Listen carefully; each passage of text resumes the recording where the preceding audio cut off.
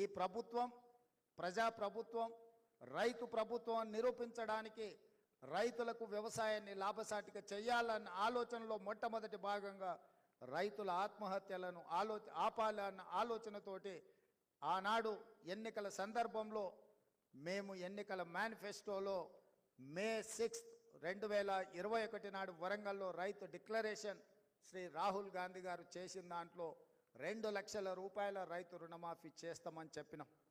ఈరోజు గర్వంగా ఈ వేదిక మీద నుంచి చెప్పదలుచుకున్నాను, ప్రభుత్వం వచ్చిన 8 నెలల లోపే 31,000 కోట్ల రూపాయల రైతు రుణమాఫీ చేసిన ప్రభుత్వం ఈ దేశంలో ఉంది అంటే అది తెలంగాణ ప్రభుత్వం.